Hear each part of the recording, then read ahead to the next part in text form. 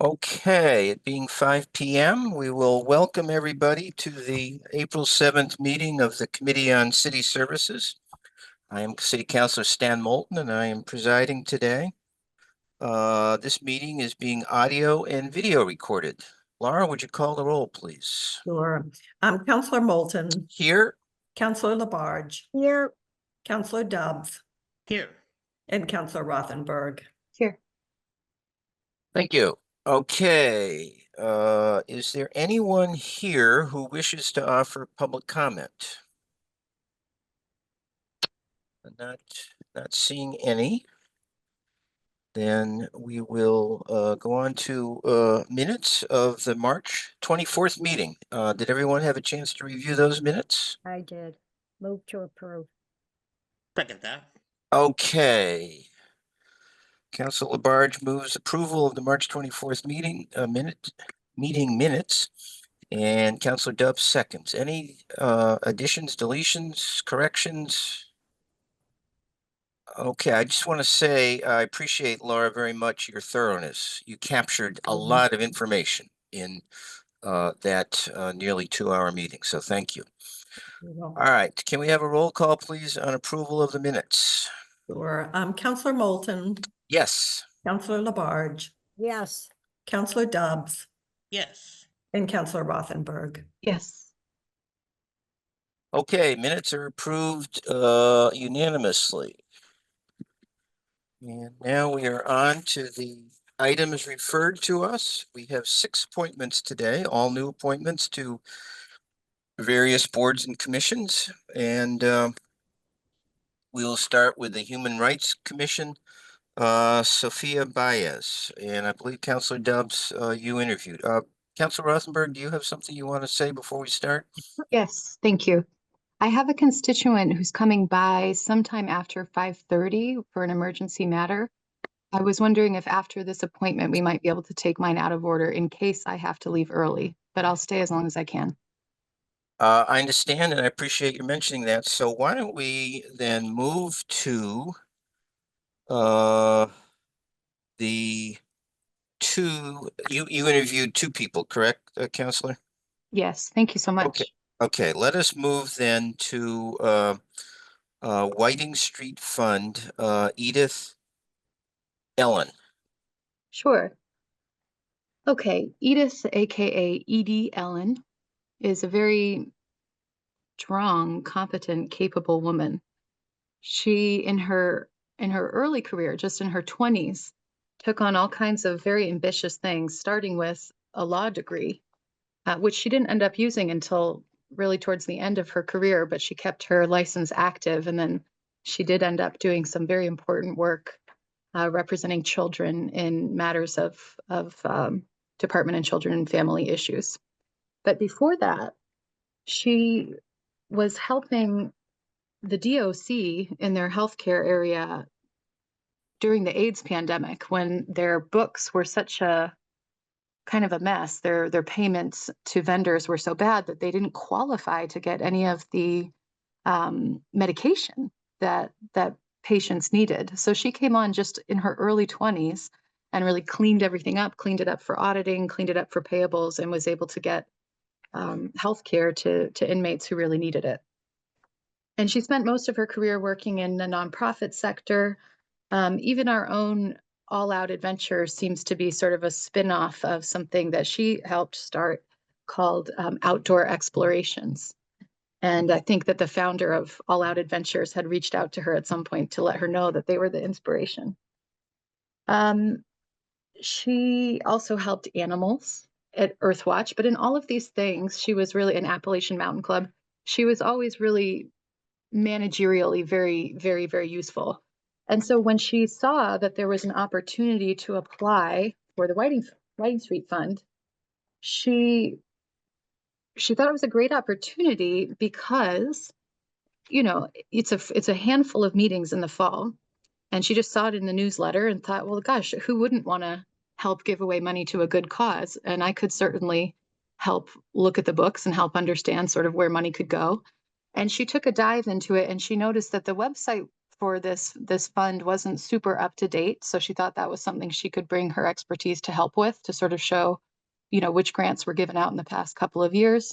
And she also feels that the more that we can sort of show what this fund has been doing, the more we may be able to raise interest in letting people who live in Northampton know that this is something they all could do. Lots of people could donate and create funds. And the more that she can help sort of maybe document the history and activities of the group, the more those kinds of things can flower.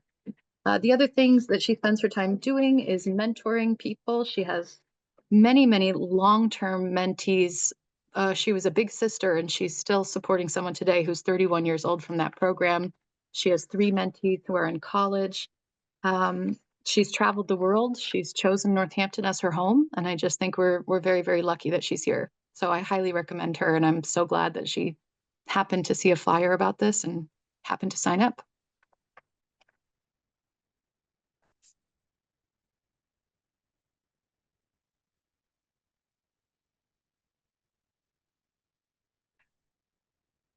Yes, you'd think after all these years, are you moving a positive recommendation, Counselor Rothenberg? Yes, I make a Okay. motion for a positive recommendation.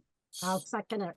Okay, positive recommendation moved by Counselor Rothenberg and seconded by Counselor Labarge for the appointment of Edith or Edie Ellen to the Whiting Street Fund. And just to make sure everybody understands, one of the first references you made, Councilor Rothenberg, was that she had done some work for the DOC, the Department of Correction, Massachusetts Department of Corrections, Right. during the AIDS epidemic. Mhm. Any questions about her appointment? Nope. Seeing none, then a roll call, please, Laura, on a positive recommendation for Edith Ellen. Counselor Labarge, Yes. Counselor Dobbs, Yes. Counselor Rothenberg, Yes. and Counselor Moulton. Yes. Okay, that positive recommendation is approved unanimously. That will go to the full city council on April 17th. And the other person who you interviewed, Councilor Rothenberg, is Kent Johnson for the Urban Forestry Commission. Yes. And I see Kent Johnson is here, which is so lovely. I don't know if you want to turn on your video, Kent, or there's an opportunity for you to say hello, but Kent is a very, very lovely, kind person. I really enjoyed speaking with him. He is a retired computer programmer and data analyst, Well, and he just came here from Cambridge a few years ago. Hi, Kent. I don't have anything prepared. I'm just listening in. So as you can see, and just hear in his tone of voice, he's just delightful. He brought, I think, really fantastic expertise to the Urban Forestry Commission already. He's an avid attendee of their meetings. He's made several presentations to them. And so he's just sort of looking to step up his involvement and have more of a voice by having a vote. But he's really already very engaged in this commission. He just loves trees. And he brings a lot of really nice ideas from Cambridge about how they look at their tree canopy for the city. And he's taken a deep dive into the trees that are already here. He's used satellite data to really analyze things and sort of help take stock of what we have. And he really understands the nuances of setbacks and the trees that the city can take care of that are in owners' backyards. And he just has really clear ideas, I think, about what would be very helpful in terms of where ordinances can be strengthened, where communication with the community can be strengthened. I thought that was very interesting that he was sharing about how the trees can be planted, city trees can be planted in individuals' backyards and the city can maintain them. But it's really something that requires a lot of communication and relationship building. And so I think he has sort of long-term ideas about how we as a city could do more with that. He really had so much information for me that we could get very deeply in the weeds. This guy is like really, really into it.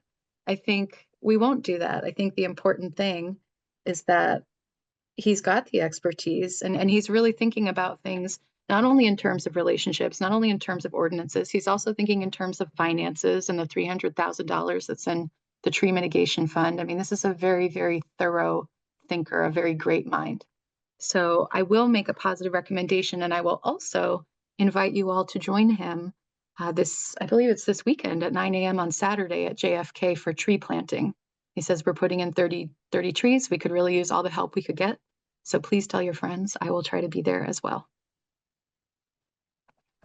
Okay, thank you, Councilor Rothenberg. That was a motion for a positive recommendation. Is there a second? I'll second it. Okay, moved by Councilor Rothenberg and seconded by Councilor Labarge for a positive recommendation on Kent Johnson's appointment to the Urban Forestry Commission. Any questions or comments about his appointment? Okay, Councilor Labarge. Yes, I just want to say, welcome to Kent Johnson. I think of what I'm hearing, and I've heard from other people also, he will be a great asset. And as far as the tree planting coming up through the Rotary, I'm not going to be there this year. So enjoy it, have fun. Okay, thank you, Councilor Labarge. Uh, I want to, since Kent, you're here, I want to say to you that if there are ideas for ordinance revisions or possibly new ordinances, you should know that this is a year that the city has appointed a special committee to review its ordinances, and we've just begun our work. Both Councilor Dubs and I are members of that committee. So if you have ideas, or if the Urban Forestry Commission has ideas, please bring them to us because this is the year to do that.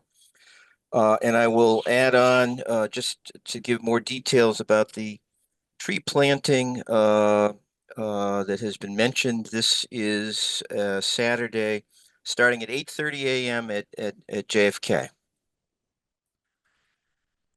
Anything further? If not, a roll call, please. Laura, on the positive recommendation for Kent Johnson's appointment to the Urban Forestry Commission. Counselor Dobbs, Yes.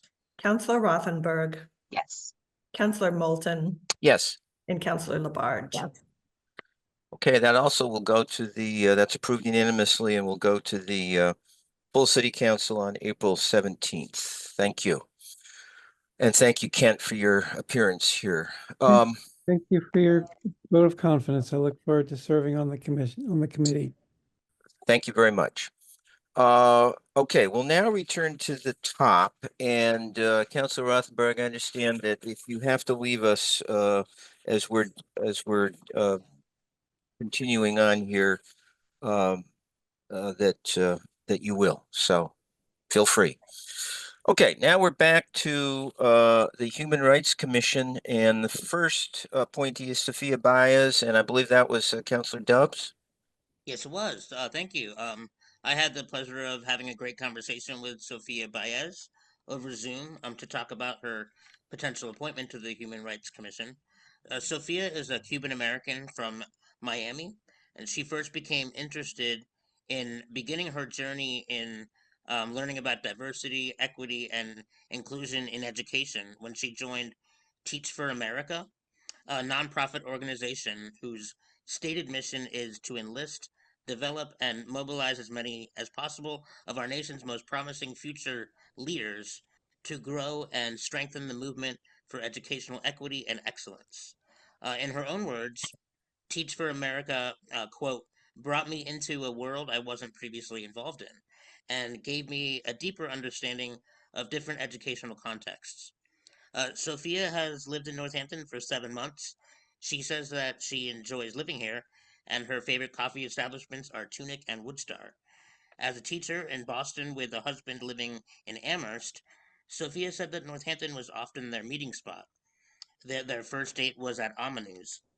Needing a break from the regular commute of having to meet up with each other, Sophia applied to work at Smith College, got the job, and moved with her husband to Northampton.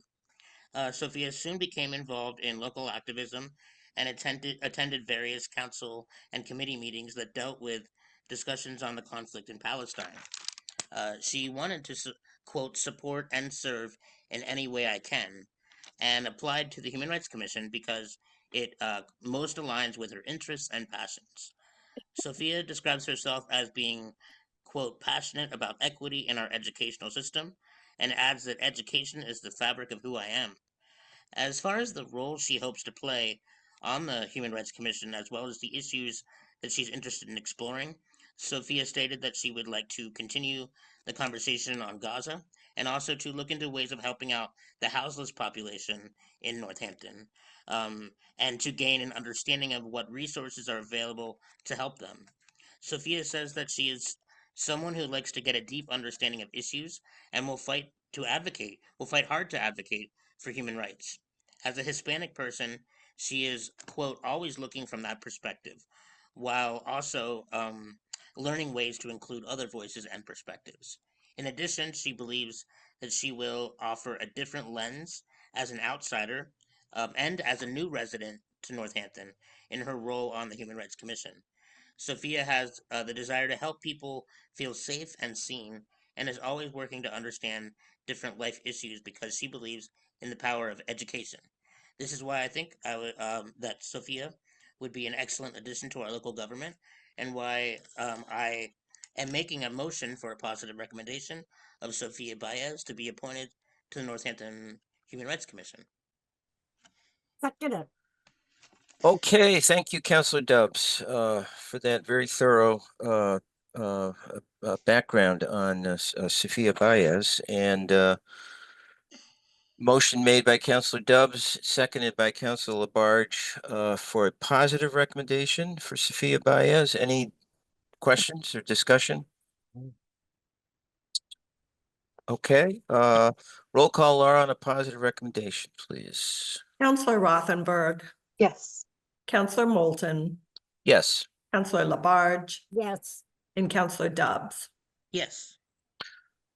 Okay, positive recommendation for Sophia Baez to the Human Rights Commission is unanimously approved and will go to the full city council on April 17th. That brings us to our second appointee to the Human Rights Commission. This is Wyatt Hermanson, who lives on King Street. She's a constituent of mine, and I interviewed them. Wyatt is a associate professor of English at Westfield State University.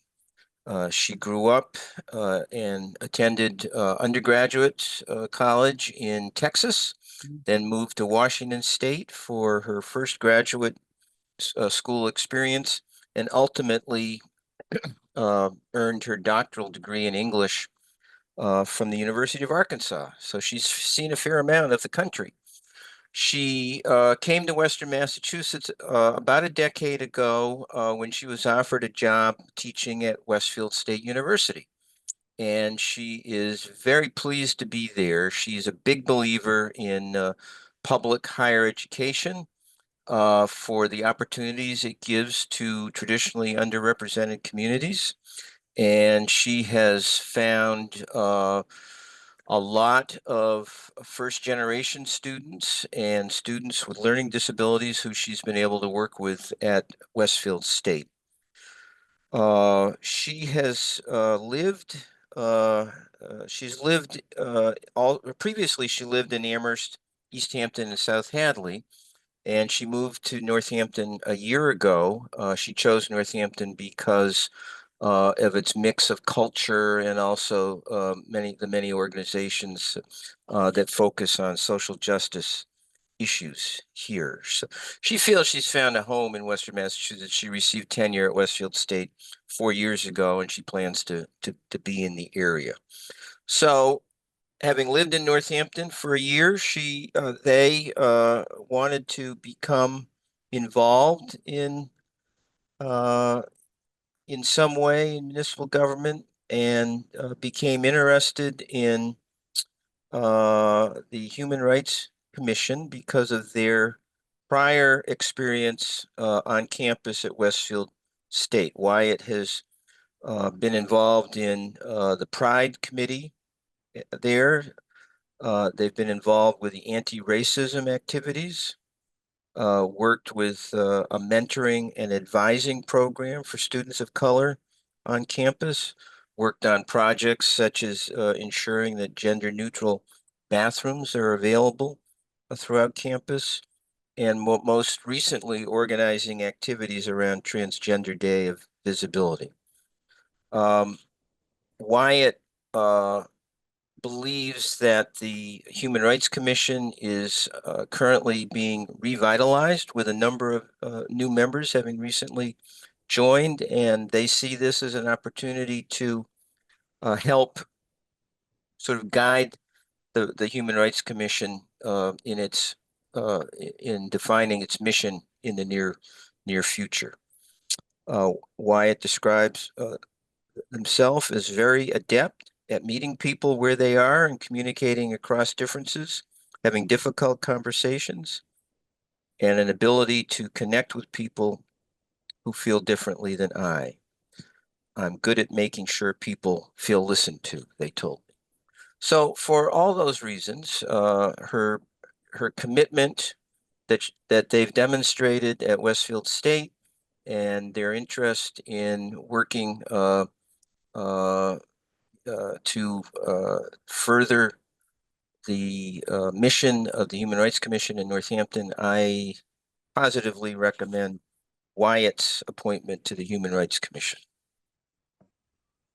I'll second that. Okay, any comments, questions? Councilor Rothenberg? Yes, did Wyatt feel comfortable saying, or do you feel comfortable sharing whether Wyatt identifies as a part of any minority population? Wyatt is self-described as queer.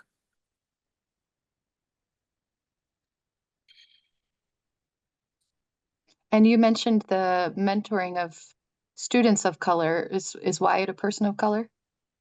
No. Okay. Thanks.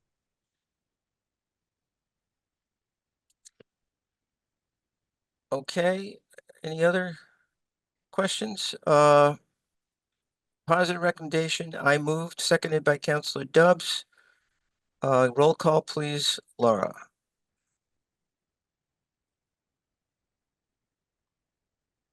Counselor Moulton, Yes. Counselor Labarge, Yeah, Counselor Dobbs, Yes. and Counselor Rothenberg. Yes. Okay, that is approved unanimously, and that positive recommendation will also go to the full city council on April 17th. All right, we are now on to the Disability Commission. Asher Henricks, and that also was an interview done by Councilor Dubs. That's correct. Thank you. So I had a lovely phone conversation with Asher Henricks about their background, their beliefs, and their reasons for wanting to serve on the Disability Commission. Asher is a self-described social justice-minded person looking for ways to do more activism. Growing up in Oregon and receiving a PhD in English in the state of Indiana, Asher moved to Northampton for a job in 2020. They find that being both trans and disabled being both trans and disabled are motivating factors in becoming engaged in local government, politics, and community. A neurodivergent individual with invisible disabilities, Asher says, quote, I think a lot about how our country treats disabled people. And they hope that their experience as an instructional designer with a special focus on creating accessible learning opportunities in higher education and as a student of disability studies will contribute a fresh perspective to the Disability Commission. In preparation for the possible appointment to the commission, Asher attended one of our meetings. They believe strongly in, quote, listening first in order to get a sense of what issues need to be addressed or worked on. From observation, Asher states that physical accessibility is an ongoing battle, and they continue. Sidewalks are difficult even for an able-bodied person to walk around. Asher's lived experiences with and knowledge about neurodivergence would be absolutely welcomed on the Disability Commission. And providing us with new opportunities to discuss certain issues that we haven't yet delved into very much on the Disability Commission. One issue in particular that Asher would like to shed a light on is looking into ways to make printed, visual, and audio materials more accessible. Their personal pet peeve is that quite often the color in documents needs more work to be more accessible. In terms of the role that they wish to play on the board, Asher would like to offer up the utilization of their skills to help out in organizing, project management, note taking, and social media, while expressing the benefits of learning more before jumping in. Asher believes that we can change things, and I would be inclined to agree with them wholeheartedly. For these reasons, I feel strongly that Asher will be an invaluable asset, helping our city become more accessible. And so I will make a motion for a positive recommendation to appoint Second, Asher Henricks to the Northampton Disability Commission. second. Okay. Okay, okay, thank you. Thank you, Counselor Dubs. Motion made for a positive recommendation by Counselor Dubs, seconded by Counselor Rothenberg. Any questions or comments? Yes, Counselor Rothenberg. That is so exciting, Counselor Dove. Very exciting. Are they comfortable disclosing what their neurodivergence is? Do we know? That will be a question. I didn't actually ask that question, That's okay. but they are very open, and I feel like had I asked that question, they would have been more than willing to share that. So yeah, I think that's so great. That'll be a really nice addition. definitely. Yeah, I'm really excited about it, and I know that the other commissioners will be excited too. Okay, then roll call, please, Laura, on a positive recommendation for Asher Henricks to the Disability Commission. Okay. Counselor Labarge, Yes, Counselor Dubs, Yes. Counselor Rothenberg, Yes. and Counselor Moulton. Yes. Okay, that recommendation is approved unanimously and also will go to the full city council on April 17th. All right, so we are now down to the second Whiting Street Fund appointee, who is Colleen Weil, and that interview was done by Councilor Labarge. thank you. I had a great talk with Colleen. You know, I asked her what brought her to Northampton, and it seems like I'm hearing from the counselors here of how these are new people who have moved into our city. It's really amazing here. And I'm glad about especially hearing about housing partnership, more people being involved. We need this. But anyways, I did ask Colleen what brought her to Northampton. Colleen stated after spending about 20 years in Washington, D.C., I decided it was time to move back near family following some health issues. I'm originally from Chicopee, but I wanted to find a place in the area with some of the walkability and diversity I had grown to enjoy during my time in DC. That lead me to look for a house in Northampton. She found a small little ranch that was perfect for her, with a big backyard that was perfect for her dog. Now that I'm here, I have settled in a bit. I'm looking for ways to get involved in the community. I also asked Colleen, what do you know about the Whiting Street Funds Committee? My understanding is that Mr. Whiting Street left money to several cities and towns in Western Massachusetts in his will. The money he left is held in a trust and is meant to be for relief and comfort for the worthy poor of said towns and cities. The city of Northampton has decided to provide grants with funds from the interest of the trust to organizations that serve the poor of the city. A committee of 5 members nominated by the mayor and approved by the city council administers the grant competition each year, determining the theme, advertising the competition, reviewing proposals, and recommending grantees to the mayor. I asked her what interests her in the appointment to the Whiting Street Fund Committee. And Colleen stated to me, I am looking for ways to get involved in my new community. And I'm hearing it again at our meeting from 2 counselors. And then she's saying, the Whiting State Fund Committee seems like a great opportunity to do that. Given my background in nonprofits and skill set in managing grant competitions and RFP processes, I would also be eager to work with a fund that aids my new neighbors in such a concrete way. My current organization focuses on improving the lives of people around the world, but often through advocacy and training of government officials, which are several layers removed from the people who need the most help. The work of the Whiting Street Fund Committee results in more immediate benefit to the people in need. I asked her if there was a definite issue and a particular issue that she was interested in working on. Given recent cuts to a variety of essential programs for the poor by the Trump administration, I know there is no end of need in our community. I just read that Massachusetts has received news of $3.3 million in cuts to food assistance that will directly impact food banks in the area.